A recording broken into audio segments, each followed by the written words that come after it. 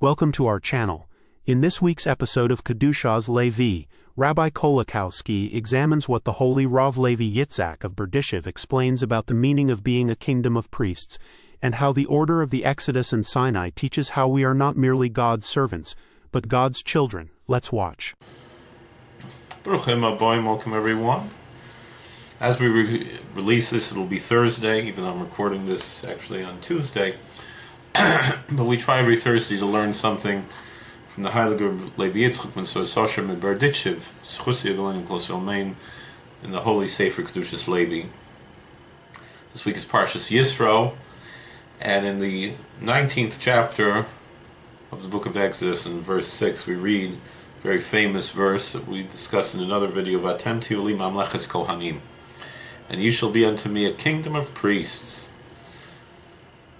The Heilige Berdishev brings Yevoral Pimaymer B'Sein. We can explain this according to the statement of our rabbis of blessed memory. It's in the Talmud Moed Koten Teth Zayin Amud Beis. That would be 16b. Mimo shall be tzaddik, as we mentioned from the Rebbe Melech yesterday. Who rules over me, says God? The tzaddik, the saint. Ayin Sham. The Berdishev exhorts us to look over there in the book of in the Moed Koten in the Babylonian Talmud. V'nimsa. So we find Yesh li Yisrael Amoy Kulam Tzadikim Midas Malchus Kiviyachol, that the entirety of the Jewish people of the Israelite nation, they are all saints, they're all tzaddikim, and in a certain sense they have this attribute of this archetype of the kingdom. Kiviyachol lahafach gezeres et shenigzel l'mal l'ra chas v'shom lahafach l'hamshik chesed l'Yisro. What it means is that they can overturn a decree through prayer and through piety. That if from heaven there was an evil decree, God forbid, that was decreed upon the Israelites, they can turn it around to draw down kindness to the Israelites. And that's what it means, and ye shall be unto me a kingdom. What does it mean? That the power of the kingdom is in your hands as the Jewish people, the Israelites, the pious Jewish people. Li, what does it mean to me? Pershalai, meaning that you have a kingdom over me. That you can turn around and nullify and cancel that which was decreed from above. But why do you have this, so to speak, in a matter, if it was possible to say such a thing, this power of the kingdom over me? For Shekos of Kaihanim. And so the scripture says that you're a kingdom of priests. What does it mean, priests? Midas chesed. That's the attribute, the archetype of kindness. Through the attribute of kindness, you have the kingdom. Canal, as we said above, but God forbid to cancel the kindness that was decreed from above. You have no power to take away that kindness and to cancel the kindness. You only have the power of kingdom to bring down the kindness. You don't have the power of kingdom to cancel the power of kindness. Or we could explain it another way. That you shall be unto me a kingdom of priests. We read in Pirkei Avos, in the Ethics of the Fathers, chapter 4, Mishnah 17, Gimel Ksarim Keser Torah, that there are three crowns. There's the crown of Torah, the crown of the royalty, and the crown of the kahuna, of the priesthood. Kol Ksarim and Yerushas of Chutz Mikeser Kahuna. The only one that is actually inherited from the father is the crown of the priesthood, meaning even though a king inherits his authority as a king from his father, not all the children become kings, but all the children become priests, all the sons.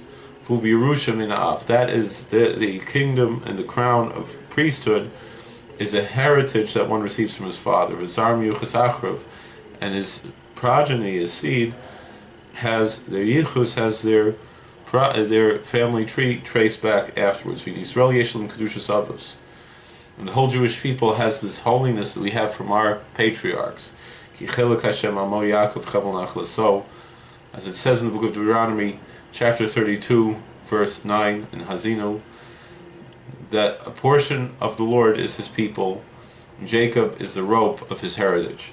Bachar Hashem Yisrael Machmas Ki Yesh Lam Yerusha Kedushas Avos. And the Lord chose the Israelites because they have this heritage of the holiness of the patriarchs. And this is the meaning of a kingdom of priests, that they have this kingdom that they inherited from their ancestors, from the patriarchs Abraham, Isaac, and Jacob. Maybe we'll do one more, maybe one earlier. There's quite a few here.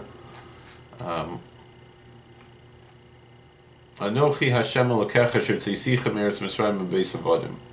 The Ten Commandments begins, I am the Lord thy God who took you out of the land of Egypt from the house of bondage, the house of slavery. That's Exodus chapter 20, verse 2. Ein Barashi, Bebeis Avodim. Rashi, by Solomon Isaacs, explains what does it mean, the house of slavery. Hanira, it seems like this.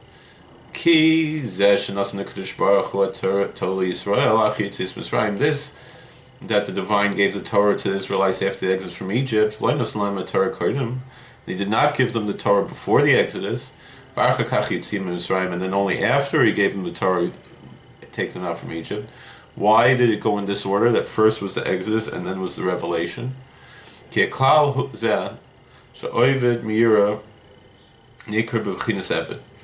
the general idea is like this: if someone worships God out of fear, he's called a servant, a slave of Oivin Mehavam Nichon Mevuchinas Bain. But if someone serves out of love, if he worships God out of love, then he is called a child of God.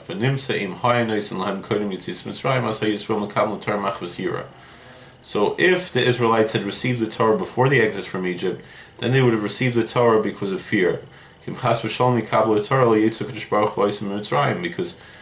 if they did not accept the Torah, then God would not have taken them out from Egypt. And then they would always be slaves. That's why God took them out from Egypt before he gave the Torah.